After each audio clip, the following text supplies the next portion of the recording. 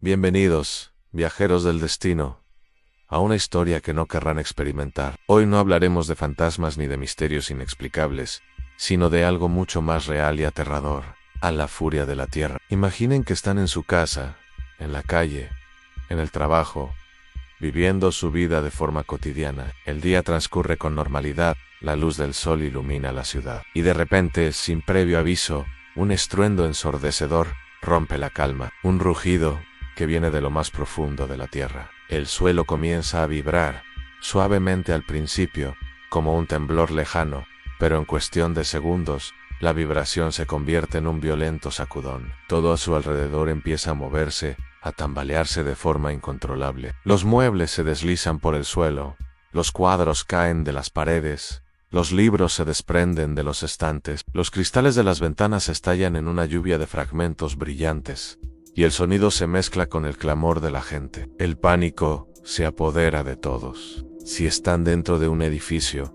las paredes de concreto se agrietan como si fueran de papel, y los techos se desmoronan en una nube de polvo y escombros. La gravedad parece perder su sentido. Si están en la calle, los edificios se balancean como torres de juguete, y el asfalto se abre en profundas grietas. Las farolas se inclinan de forma imposible, y el tráfico se detiene en un caos de metal retorcido y cristales rotos. Este no es un temblor cualquiera.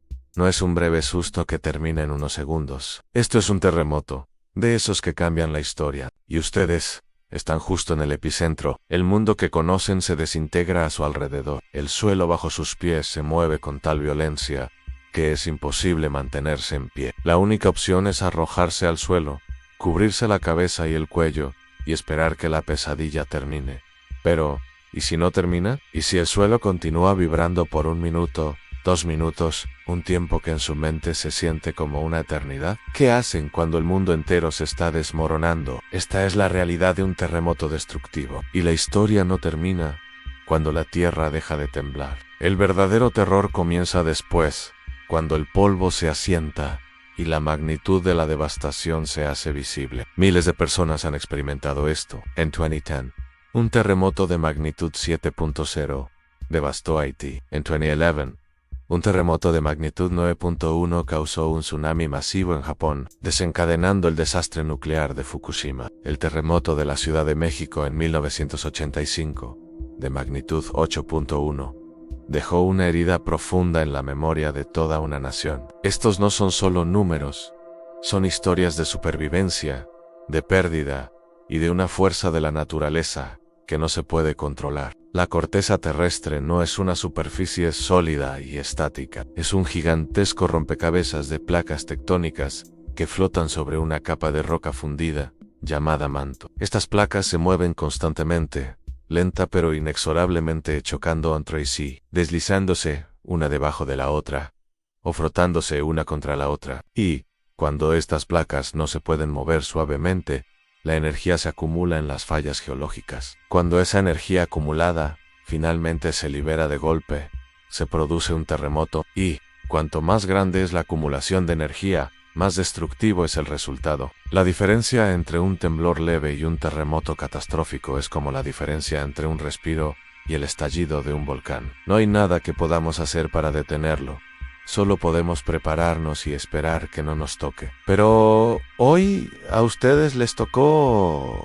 El temblor finalmente se detiene, pero el ruido no. Los gritos de la gente, las alarmas de los autos, el crujir de lo que queda de los edificios se mezcla en una sinfonía de desesperación. El cielo, que antes era azul y brillante, ahora está gris y opaco por la densa nube de polvo que lo cubre todo. Las estructuras que una vez fueron familiares, ahora son irreconocibles, transformadas en montones de escombros. El aroma a concreto y tierra mojada, mezclado con el olor acre del gas, lina la era. Y ahora, la pregunta es, ¿qué se hace después del gran sacudón? No es momento para el pánico, es momento para la acción. Si están dentro de un edificio, la prioridad es salir, pero no a la carrera, porque la estructura puede seguir siendo inestable.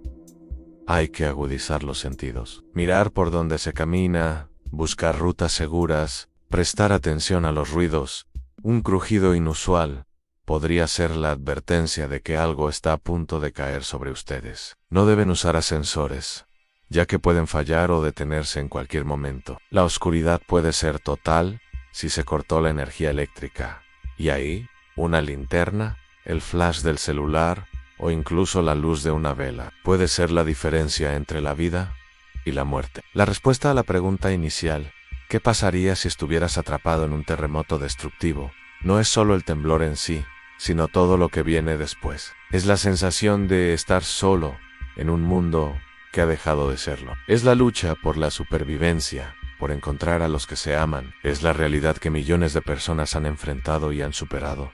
Y ahora, ustedes están en su lugar. Una vez fuera de la estructura colapsada, el panorama es aún más desolador. La calle que antes era un bullicio de coches y gente, ahora es un cementerio de metal retorcido y escombros. El aire, denso y gris, dificulta la respiración, y los gritos lejanos se confunden con el sonido de las sirenas que empiezan a resonar en la distancia. Han logrado sobrevivir al primer embate, pero el peligro no ha desaparecido. Ahora el desafío es encontrar un lugar seguro. ¿Pero dónde?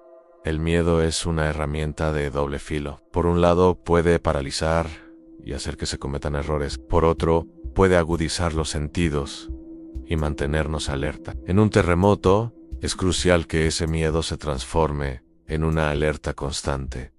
Hay que mirar hacia arriba. Los edificios agrietados pueden colapsar con una réplica. Un solo trozo de concreto que se desprenda puede ser letal. Un cable eléctrico caído puede ser una trampa mortal. La primera reacción de muchos es correr. Correr sin rumbo, sin pensar. Pero esto es un error. Correr podría llevarlos directamente a una zona de alto riesgo. En cambio, deben caminar, pero caminar con propósito, buscando un espacio abierto. Un parque, un estacionamiento vacío, un campo de fútbol, cualquier lugar donde no haya estructuras altas que puedan caer sobre ustedes. Es en estos momentos donde la geografía de la ciudad se convierte en su mayor aliado o su peor enemigo. Si tienen la suerte de llegar a un espacio abierto, la seguridad es relativa. El suelo sigue siendo inestable y las réplicas son una certeza. Las réplicas son terremotos más pequeños que siguen al temblor principal. Pueden ser tan suaves que apenas se sientan, o pueden ser lo suficientemente fuertes para derrumbar edificios que quedaron debilitados por el primer sismo. La amenaza de una réplica es una espada de Damocles que cuelga sobre todos. Un dato interesante, la réplica más fuerte registrada después de un terremoto de magnitud 7.0 en la escala de Richter fue de magnitud 6.7. Imaginen sobrevivir al primer sismo solo para que una réplica igualmente violenta termine lo que el primero empezó. Una vez en un espacio abierto, la siguiente prioridad es buscar ayuda, pero no toda ayuda es igual. Lo primero que hay que hacer es evaluar las lesiones propias.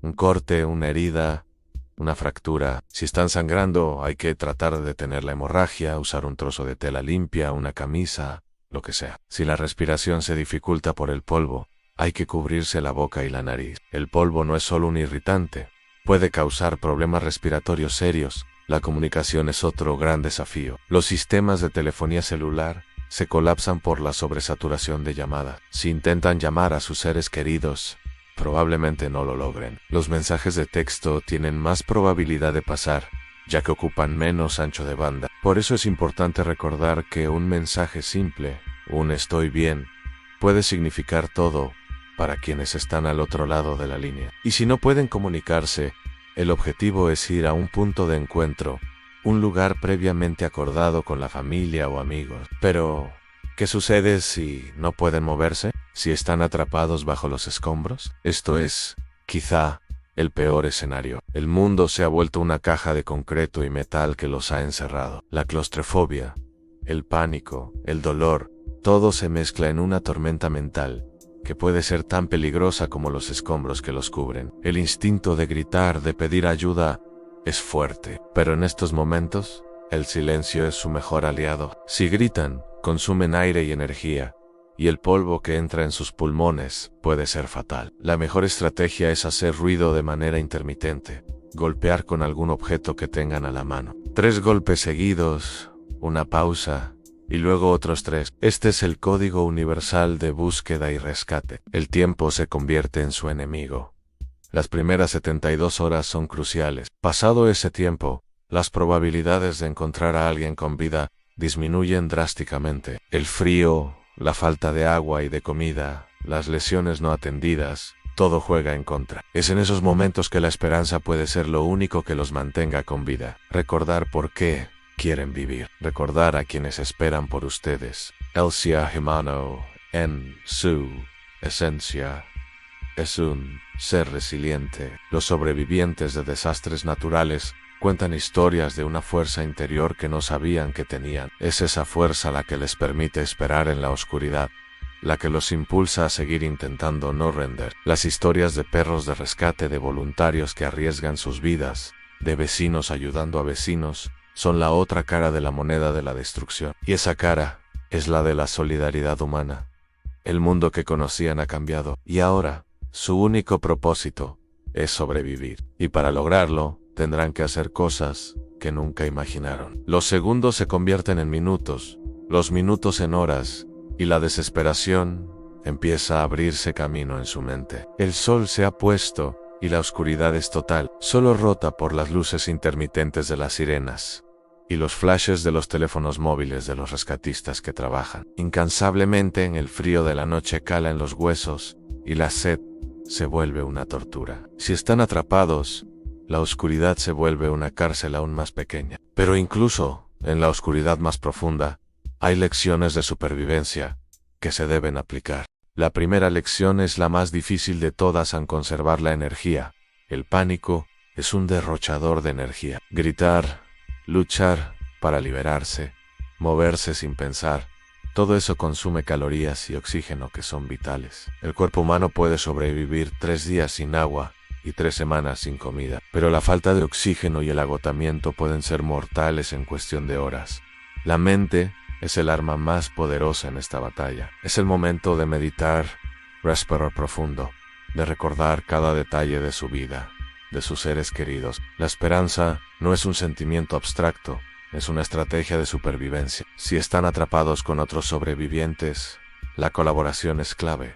No es momento para el individualismo. La persona que está a su lado podría ser su única ayuda. Juntos pueden organizar un sistema de turnos para hacer ruido, o para buscar posibles rutas de escape. Quizás alguien tenga algún objeto útil, un pedazo de metal encendedor, una botella de agua. La unión hace la fuerza, y en un desastre, esa frase es más que un dicho, es un pacto de supervivencia. Si lograron llegar a un espacio abierto, la situación es diferente, pero no menos desafiante. Ahora, el problema no es la estructura que los atrapó, sino la falta de recursos. El agua potable es lo más preciado. No se debe beber agua de fuentes que no se conozcan, ya que puede estar contaminada. La comida puede escasear, pero el hambre no los matará en los primeros días. Lo más importante es protegerse del frío. La hipotermia puede ser una amenaza real, incluso en climas templados. Hay que buscar cualquier objeto que pueda servir de abrigo, una manta, un pedazo de tela, un cartón. Las pequeñas acciones, como no acostarse en el suelo frío directamente, pueden salvar vidas. Ahora es el momento de hablar de los héroes anónimos, los rescatistas, los bomberos, los médicos de emergencia y los miles de voluntarios que acuden a las zonas de desastre. Su trabajo es un acto de fe. Trabajan contra el reloj, con el peligro de las réplicas y las estructuras inestables. Usan herramientas pesadas, como martillos neumáticos y equipos de corte, pero también usan sus manos desnudas para mover escombros buscando signos de vida. La tecnología también es un factor crucial. Los drones de reconocimiento pueden mapear las zonas de desastre y detectar bolsas de aire donde podría haber sobreviviente. Los perros de rescate, con su increíble olfato, son capaces de detectar el olor humano, incluso debajo de varios metros de concreto. Cada ladrillo que se mueve, cada piedra que se levanta, es una pequeña victoria en la lucha contra el caos. Y ustedes, como sobrevivientes, pueden convertirse en parte de ese equipo. Una vez que se aseguren de que están a salvo y de que sus lesiones no son graves,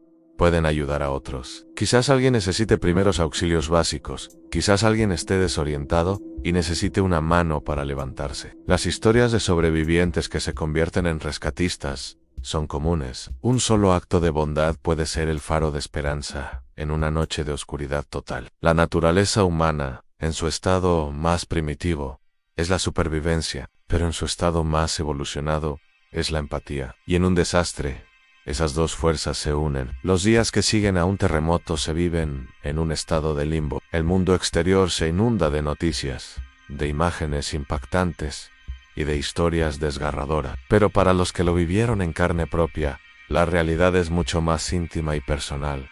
El reloj ha perdido su sentido. Las horas se miden en el tiempo que se tarda en encontrar un vaso de agua, en el momento en que se escucha la voz de un ser querido que está a salvo, o en la esperanza que se recupera cuando se ve a alguien más sonreír. El trauma psicológico es tan real como las heridas físicas. La mente ha presenciado el colapso de todo lo conocido, y ahora está en un proceso de reevaluación de la realidad. El sonido de una sirena, el estruendo de un camión, incluso una puerta que se cierra con fuerza, pueden traer de vuelta el pánico de los primeros segundos. Los sueños se vuelven vívidos y a menudo aterradores. Es un proceso natural de la mente, tratando de procesar lo que ha visto y vivido.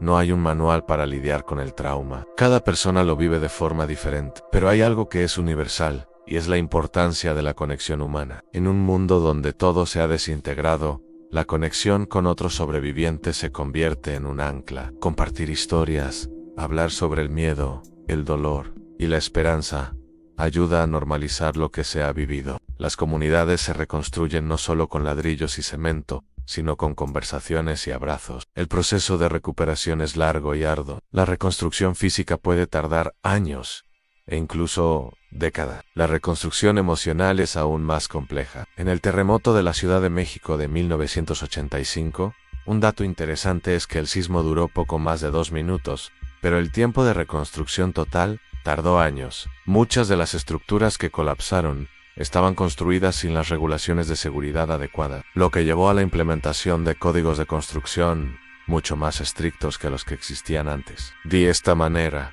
una tragedia dio lugar a un aprendizaje y a una mejora en la seguridad de la ciudad. Las lecciones que se aprenden de un desastre no se limitan a la construcción. Se aprende sobre la resiliencia humana, sobre la importancia de la preparación y sobre la solidaridad. Se aprende que un kit de emergencia no es un lujo, sino una necesidad. Se aprende que saber primeros auxilios puede salvar una vida. Se aprende que un plan familiar en caso de desastre puede marcar la diferencia entre el caos y la esperanza. Y ahora, después de la devastación de los días de incertidumbre, se levantan los cimientos para un nuevo comienzo. Un mundo diferente, quizás más consciente de su fragilidad. Se valoran los pequeños detalles, como el sol de la mañana, una comida caliente, el poder abrazar a alguien que se ama. La experiencia de un terremoto destructivo no es solo una historia de supervivencia, es una lección de vida, es un recordatorio de que somos parte de un planeta vivo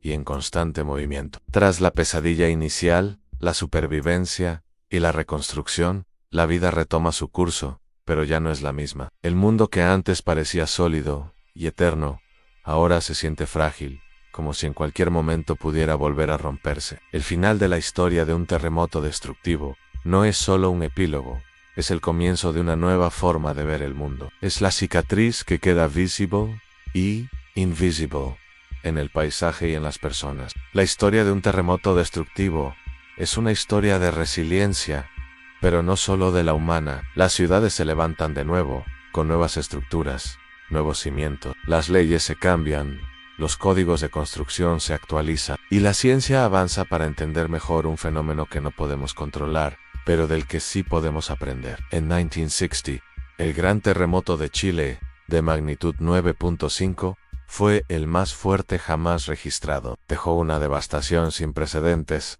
pero también impulsó la investigación sismológica en todo el mundo. De la tragedia a veces nace el conocimiento, y para ustedes, que vivieron la historia en su mente, la pregunta final no es qué harían, sino qué han aprendido. Han caminado por la devastación, han sentido el miedo, han buscado la esperanza en la oscuridad, han visto lo que sucede cuando la tierra muestra su poder, y ahora tienen el conocimiento no de un sismólogo, sino de un sobreviviente. Tienen la conciencia de que la preparación no es un acto de miedo, sino un acto de amor hacia uno mismo y hacia los que se aman. Tener un kit de emergencia en casa con agua, alimentos no perecederos, un botiquín de primeros auxilios, un radio de baterías y una linterna. No es una exageración. Conocer los puntos de encuentro con sus familiares paranoia. Saber cómo reaccionar en los primeros segundos de un temblor. No es un plan sin sentido. Es una inversión en su futuro. Es la lección más importante que nos dejan los terremotos. No podemos predecir el cuándo, pero sí podemos prepararnos para el después. Así que la próxima vez que el mundo parezca sólido, estable y seguro, recuerden esta historia. Recuerden que la Tierra es un ser vivo, con sus propios ritmos y su propia fuerza, y que nosotros, como habitantes de ella, debemos aprender a vivir con respeto por su poder. No es el final de la historia, es el comienzo de la conciencia. Hasta la próxima, viajeros del destino.